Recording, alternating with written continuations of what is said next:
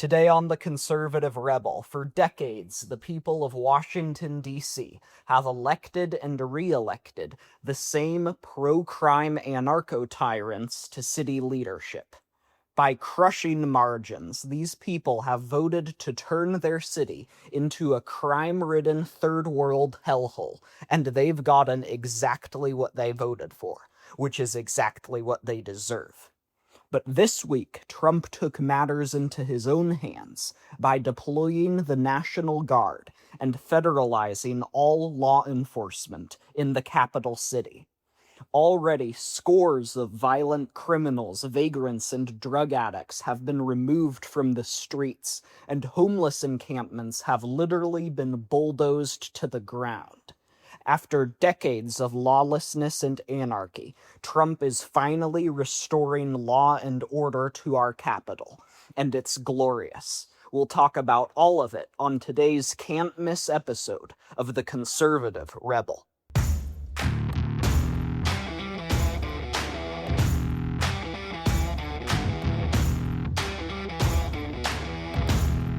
One of the most noticeable, measurable, and tragic examples of America's decline is the slow-motion destruction of our once great American cities. It's also one of the areas of decline that's affected our lives the most, considering that most Americans live in or very near to a city. In just a few decades, our cities have transformed from safe, clean, well-managed, and mostly pleasant places you could comfortably raise a family in, to crime-ridden, filthy, drug-riddled hellholes where everything is ugly, everyone is nasty, and everywhere reeks of trash, marijuana, and in some places even human filth. For a long time, you could take a pleasant stroll around the clean and orderly block without anything to worry about. But fast forward a few decades, and that same city block is littered with trash and drug needles and inhabited by zombified vagrants living under tarps who've dedicated their entire lives to poisoning themselves with drugs. You'd have cause for concern even in broad daylight, but at night you'd be insane to go out onto the streets of Seattle or LA or Chicago when the vast criminal underworld comes alive. At any time, someone could steal your car when you're not looking, threaten you and make off with your wallet, stalk you, assault you, stab you, shoot you, kidnap your kids, or, if you use the New York subway system, literally light you on fire and watch you burn to death. You may recall that incident from just a few months ago. Or, if the mood happens to strike him, some Muslim jihadi who recently immigrated here may suddenly decide to flatten a crowd of innocent people with his vehicle. That's actually happened in major cities multiple times, as you know, most notably in New Orleans earlier this year. Every week, it seems, sometimes multiple times a week, another horrifically violent, big city incident like this makes national headlines. They're always in the cities. And nowhere is the transformation of our cities from hubs of prosperity and opportunity to third world hellscapes more apparent than in our nation's capital, Washington, D.C., which has suffered from an epidemic of a violent crime for years. Just last week, Edward Korestein, otherwise known as Big Balls, the 19-year-old Doge employee who liberals have been hating on ever since Doge started, was violently assaulted and ruthlessly beaten by a random group of teenage scumbags trying to do a carjacking. I don't know if you've seen the pictures, but Big Balls was badly injured and bloodied from the incident. And this was just the latest in a series of attacks in Washington, D.C. Multiple congressional interns have been killed or assaulted over just the past 2 years or so, including an assistant to Senator Rand Paul, who was severely injured when some psychopath brutally stabbed him, but who remarkably managed to survive. And those are just the politically connected people. By far, the majority of victims are just your average Joes trying to live their lives, who are assaulted, who are carjacked, who are murdered every day in DC by criminals who get little or no punishment from the authorities. They do not fear the law, they do not fear justice, they do not fear anything or anyone. These are the real rulers of Washington, D.C. It's not the government, it's the criminals. And no, this is not normal. No, this is not acceptable. And no, this hasn't just always been a part of city life. This is a choice. This is 100% a choice. Allowing these criminals to run rampant and cause as much damage to life, limb, and property as they possibly can is a choice. It's a choice that the Democrat leaders of our big cities, especially Washington, D.C., have made. They've decided to subject their citizens to this fate by tying the hands of law enforcement, sometimes even defunding the police, but mostly by giving violent criminals who have no chance of ever being reformed or ever living functional lives extremely light punishments and releasing them right back onto the streets to kill or injure more people. They have decided, they have made the choice to allow vagrants to set up encampments in public places, to do drugs out in the open, and to scatter filth everywhere. They have decided to be soft on drugs and soft on all other forms of crime. Cities like DC are so terrible that you're almost tempted to feel sorry for the people who live in them. Almost. You're almost tempted to have compassion and empathy toward the sorry souls who have to live in such a terrible place. Almost. But then you remember that the leaders of Washington, D.C. didn't decide to let their city go to hell against the will of the people. Not at all. The people enthusiastically voted for their city to go to hell, and they love their leaders for giving them what they voted for. If you've listened to so far of this podcast, I have a feeling you're interested in it. And if that's true, please consider leaving a review wherever you're listening to this podcast. Now let's get back to the episode. The people of Washington, D.C. are, by and large, so off-the-charts stupid that they will keep re-electing these evil, soft-on-crime anarcho-tyrants to city leadership by crushing majorities. In 2024, over 80% of DC residents re-elected their failed pro-crime mayor to her 18th term in office. These people have elected this woman 18 times. They never learn. They also, of course, re-elected all their Democrat councilmen and 2 independent leftist councilmen by crushing margins. Meanwhile, over 90% of them voted for Kamala Harris, who ran on importing as many third-world criminals as possible into the country, and just 6% voted for Trump, who ran on the law and order platform. So call me heartless, but I just can't feel sorry for people who vote for candidates who explicitly promise to make their lives worse, when the candidates they voted for inevitably follow through and make their lives worse. I just can't. This is why Democrat-run cities are lost causes.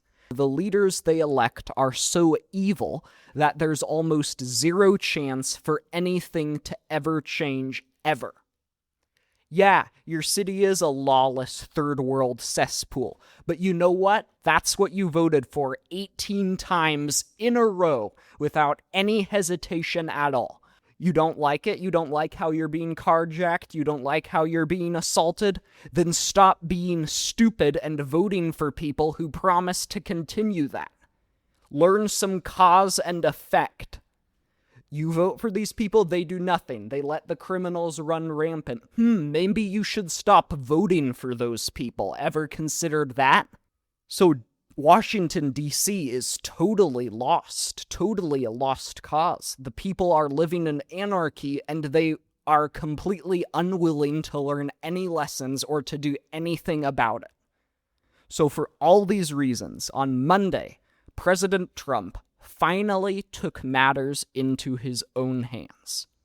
Newsweek reported at the time, quote, President Trump on Monday announced a sweeping federal intervention in Washington, D.C., invoking emergency powers to place the city's police department under federal control and deploy up to 1,000 National Guard troops. The move marks a dramatic escalation in Trump's efforts to crack down on what he described as savagery and filth in the nation's capital. So essentially, Trump federalized all law enforcement in Washington, D.C. The local government was refusing to enforce the law, so Trump's going to enforce the law for them. And, just as Trump promised, the National Guard was soon deployed into the streets of D.C. We got to see Democrats riding their bikes in horror past armored vehicles parked by the Washington Monument. Got to see the pictures of the soldiers walking through the streets, Kash Patel talking to the FBI agents. A lot of cool things we've got to see.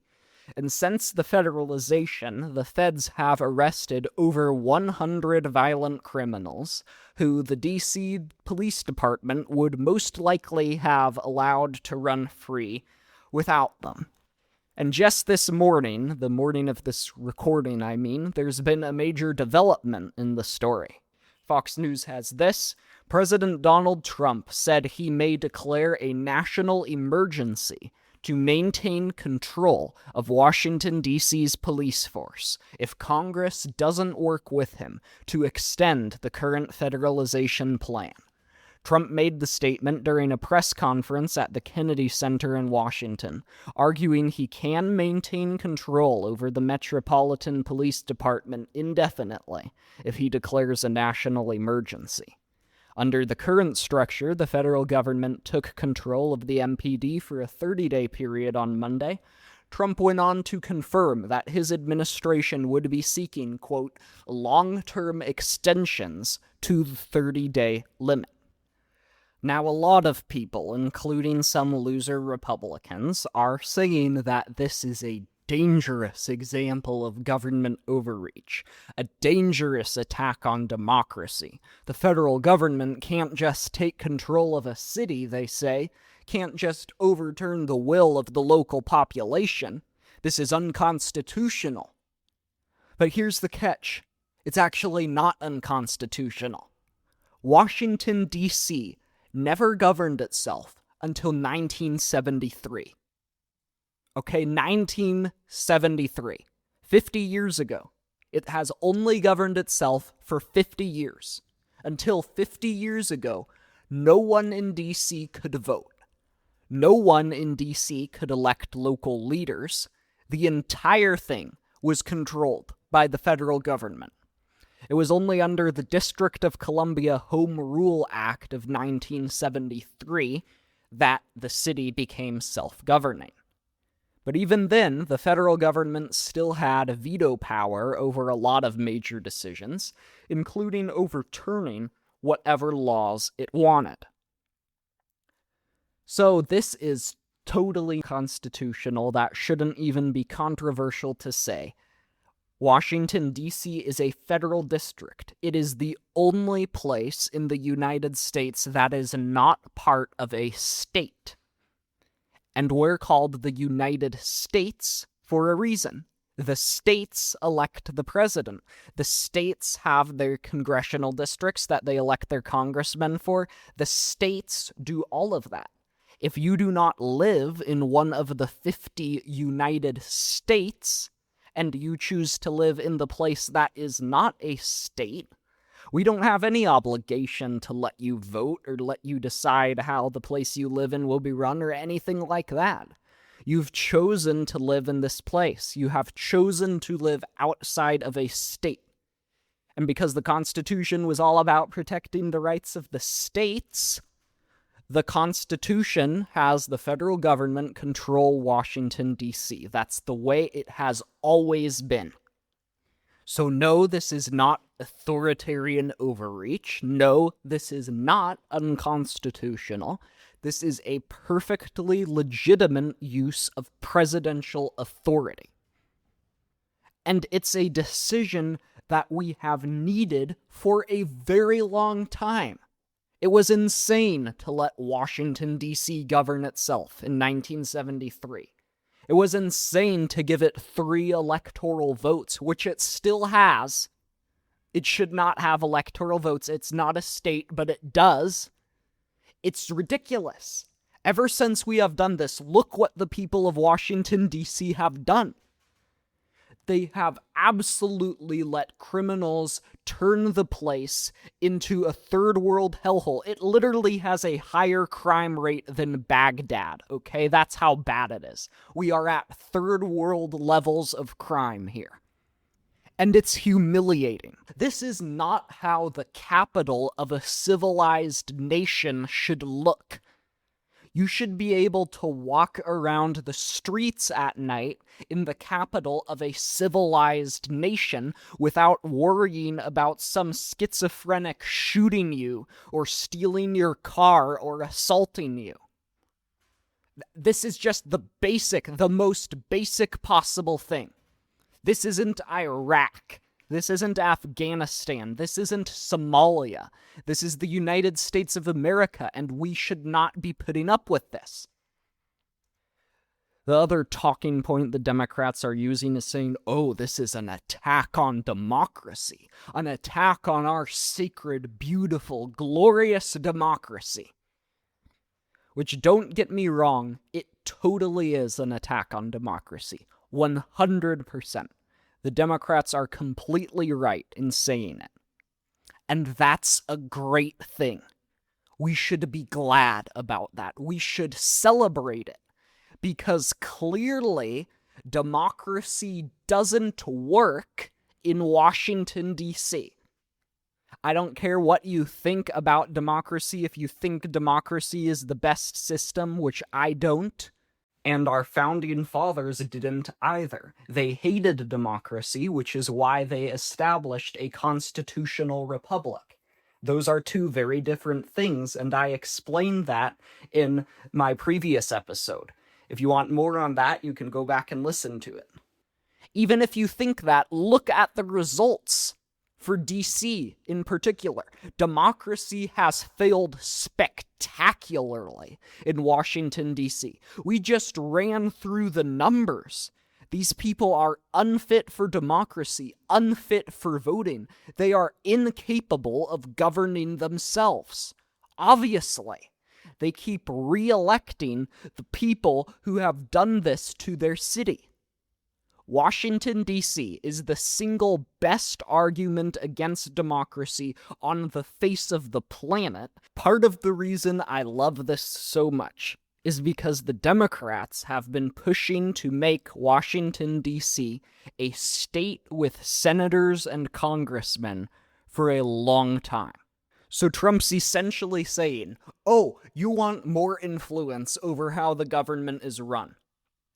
You want more, huh? How about I take away the small amount of influence you already have instead?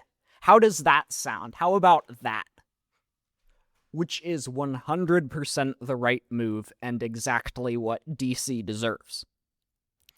So it's obviously very good that Trump is taking federal control of DC, but what I like even more is what he's done with the federal control he's taken. This is again from Fox News. Quote, "The White House says those living in homeless encampments in the nation's capital will have 2 choices in the coming days: accept treatment at a homeless shelter or go to jail. White House Press Secretary Carolyn Leavitt announced the ultimatum during a Tuesday press conference. 70 homeless encampments have been removed by the U.S. Park Service, Leavitt said. There are only 2 homeless encampments remaining in D.C. federal parks, and the removal of those 2 remaining camps is scheduled for this week. So since Trump took federal control of D.C., already the quality of life in D.C.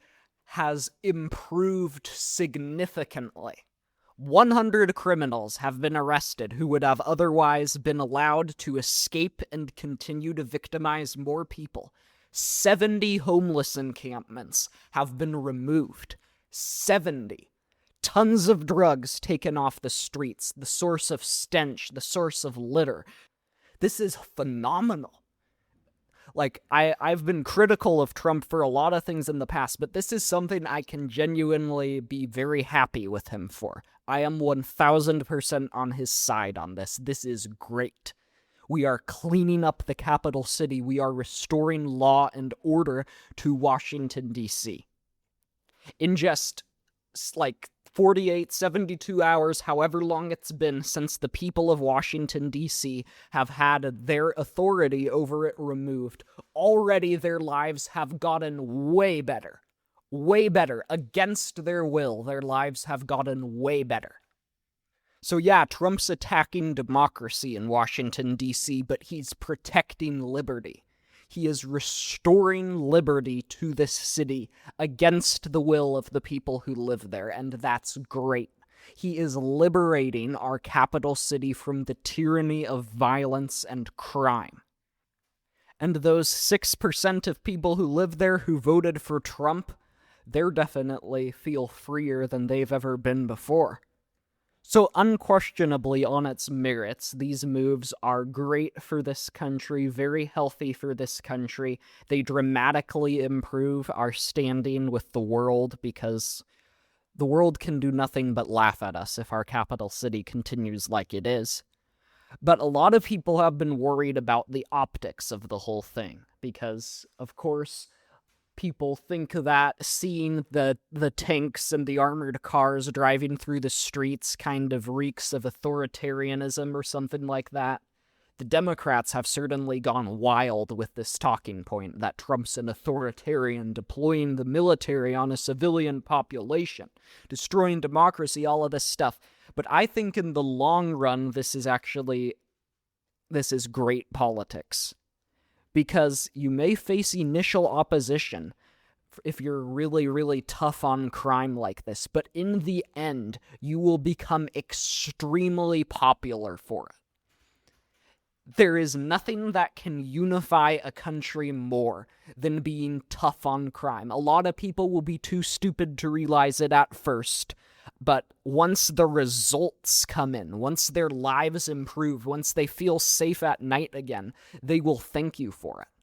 Just look at what happened with El Salvador, with Nayib Bukele. When he took office, it was the murder capital of the world. Now it's one of the lowest murder rate countries in the world. He imprisoned 2% of his population, 1 in 50 people, in mega prisons with terrible conditions, which is exactly what they deserve. And did he lose his election? Did everyone say, this guy's an authoritarian, we don't like this guy? Did everyone get turned off by him because the conditions in the prison made their tummy hurt? No, his approval rating is over 90% right now. That's what happened. He's one of the most popular elected leaders in the world, because the people of El Salvador are thrilled that they can actually live normal lives without worrying about MS-13 killing them. So this is great politics. This will be great politics in the end. And yes, force Democrats to cry about this.